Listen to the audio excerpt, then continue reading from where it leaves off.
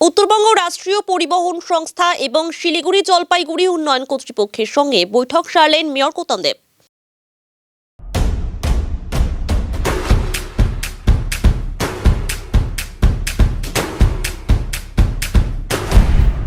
Stay tuned. এদিনের বৈঠকে উপস্থিত ছিলেন উত্তরবঙ্গ রাষ্ট্রীয় পরিবহন সংস্থার চেয়ারম্যান পার্থপ্রতিম রায় সহ অন্যান্য আধিকারিকেরা। এই বৈঠকে তেনজিং নোরগে বাস টার্মিনাসে নতুন কিছু কাজ সহ বিভিন্ন বিষয়ে আলোচনা করা হয়। বৈঠক শেষে সাংবাদিকদের মুখোমুখি হয়ে মেয়র জানান, 1,40,00,000 টাকা ব্যয় করে তেনজিং নোরগে বাস টার্মিনাসের পুনর্নবীকরণের কাজ করা হবে। সেখানকার কিছু বেসরকারি বাসকে অবিলম্বে তিনবাত্তি বাস টার্মিনাসে নিয়ে যাওয়া হবে। এছাড়াও দূরপাল্লার বাসগুলিকে পরিবহন নগরে পাঠানো হবে। মাটিগাড়ার হিমুলে নতুন বাস টার্মিনাস খোলা হবে বলে জানান তিনি। এখানে এনবিএসটিসি এসজেডি নিয়ে মিটিং ছিল।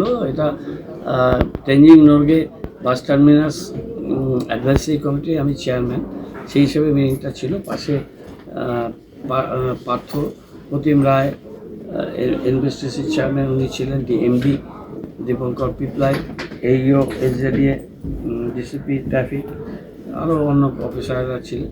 মূল বিষয়টা হচ্ছে তেনজিং নোরগে বাস টার্মিনাসে বেশ কিছু রিকনস্ট্রাকশন হচ্ছে 1,40,00,000 টাকা, এবং আরও কিছু কাজ করতে হবে। কিছুটা কাজ এসজেডিএর জুরিডিকশনে আছে, আর কিছুটা কাজ পুরসভা এনওসি দিলে ট্রান্সপোর্ট করবে, সেটা আমরা দিয়ে দেব।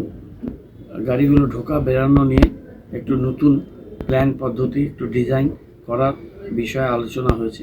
তেনজিং নোরগে বাস টার্মিনাসকে নিয়ে আলোচনা হয়েছে যে প্রাইভেট ওনারদের তেনজিং নোরগে না, তিনবাত্তি বাস টার্মিনাসে যেতে হবে। কিছু গাড়ি আমরা তেনজিং নোরগেতে পাঠাবো, লোকাল বাস। আর ভলভো বাসগুলো পরিবহন নগরে যাওয়া, এবং 2 কোটি টাকা লাগবে ওর সারফেসটা তৈরি করতে। সেটা এসজেডিএর কাজ। এসজেডিএ সেটা ট্রান্সপোর্ট ডিপার্টমেন্টে পাঠিয়েছে, ট্রান্সপোর্ট সেটা ফাইন্যান্সে পাঠিয়েছে, ফাইন্যান্স লেভেলে আছে। সেটা কথাবার্তা আমরা বলছি, যাতে ওই টাকাটা স্যাংশন হয়ে গেলে বা পরিবহন নগর হয়ে গেলে এখানকার গাড়িগুলো বাইরে চলে যাবে। এই 3টে বিষয়। আর হিমুল ক্যাটেল ফিডের জমিতে আরেকটা টার্মিনাস করা, এই 4টা বিষয় নিয়ে আজকে মূলত আমাদের এতক্ষণ ধরে আলাপ আলোচনা হলো। এবং এর ফলো আপ একটা মিটিং আমাদের হবে এসজেডি এর সাথে। সেখানে এনবিএসটিসি থাকবে, আমরা থাকবো, সেখানে একটা মিটিং আমরা করব। আরেকটা মিটিং আমাদের এই তিনবাত্তি বাস স্ট্যান্ড নিয়ে, তিনবাত্তির ওখানেই আমাদের একটা মিটিং হবে। কতগুলো নোমেনক্লেচার একটু চেঞ্জ করতে হবে, 2-3টে গাছ শিফট করতে হবে, সেটা নিয়ে মিটিংটা এনবিএসটিসিকে নিয়ে আমরা মিটিং একটা ওই 3 রাত্রিতে করতে হবে। সরকারি বাস যাচ্ছে, কিন্তু এটা আমরা কথাবার্তা চালাচ্ছি যাতে ওরা যায়। ইনফ্রাস্ট্রাকচার করেছি, আরও কিছু কাজ করব। এটা এত বড় বড় গাড়িগুলো এখান দিয়ে ঢোকা বেরোনোর প্রচুর যানজট সৃষ্টি হচ্ছে। আমরা চাই যে এরা দূরে চলে যায় আর ওই 3 রাত্রিতে যায়। আর এখানকার লোকেরা বাস কীভাবে ধরবে, তারা হয় 3 রাত্রির থেকে ধরবে, বা যেই রাস্তা দিয়ে গাড়িগুলো যাবে। আর কিছুদিন পরে তো বর্ধমান রোডটা কমপ্লিট হয়ে যাবে। বর্ধমান রোডটা কমপ্লিট হয়ে গেলে এআরবি মোড় থেকে ধরবে, বর্ধমান রোড থেকে ধরবে গাড়ি। কিছু নেই, কিন্তু সিটি কর্পোরেশন অনেক কিছু করছে। আমরা বাস নামাতে পারবো। ইন্দিরা ময়দানের পাশে ওইখানে বাউন্ডারি ওয়াল দেবো। এখন একটা মডেল ইংলিশ স্কুল করার ইচ্ছা আছে। এটা মাননীয় মুখ্যমন্ত্রী আর শিক্ষামন্ত্রীর থেকে পারমিশন নিয়ে আমরা আমাদের মতো করে চালাবো, তার পারমিশন চাই। একদম LKG থেকে 12 পর্যন্ত পুরসভা চালাবে। কলকাতা পুরসভার অনেকগুলো স্কুল আছে, সেই আমাদের ইউনিভার্সিটি আছে, মেডিকেল কলেজ আছে, এখানে অনেকগুলো এডুকেশন ইনস্টিটিউট আছে। ওখান থেকে আমরা টিচার পেয়ে যাবো। তারপরে যারা রিটায়ার্ড টিচার ইংলিশ মিডিয়াম স্কুলের, তাদেরকে আমরা কাজে লাগাবো। আমরা চালাচ্ছি তো, 240 জন বাচ্চা তো পড়ছে আমাদের কাছে। সামনেবার এটা 300 হয়ে যাবে।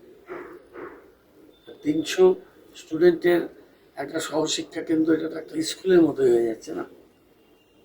এবং রেজাল্ট ভালো হচ্ছে, এবং দেখবে ওদের কনফিডেন্স লেভেল অনেক হাই।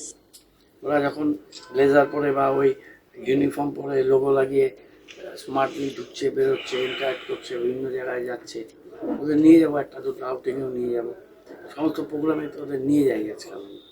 ওরা আসে, ইন্টারাক্ট করে। বাচ্চারা পড়ছে, তো মেয়েরা পড়ছে, ছেলেরা পড়ছে, হিন্দি, ইংরেজি, বাংলা, একটা ভালো বন্ডিং হচ্ছে। অনেকে তো বলেছে আমাকে যে এখানে জয়েন্টের কোর্স করতে, হুটহাট খুলে দিলাম জয়েন্টের কোর্স, স্পোকেন ইংলিশ, তারপর দেখলাম চালাতে পারলাম না, মুখ থুবড়ে পড়ল।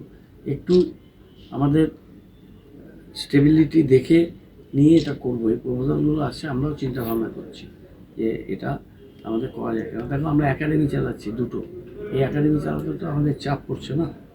ফুটবল একাডেমি, টেবিল টেনিস, এখন আমাদের কয়েকদিনের মধ্যে ইনডোর স্টেডিয়ামটা পুরো ম্যাট লেগে যাবে, তখন ওখানে রেগুলার বেসিসে ব্যাডমিন্টন, টেবিল টেনিস খেলা হবে। আমাদের ইচ্ছা আছে কবিলাল বর্মনের নামটা যাতে থাকুক, এতটা দান করেছেন উনি, এবং ওনার মানের নামে পাঠেশ্বরী স্কুল, ওটা ওদের জানিয়ে চলবে। পাঠেশ্বরী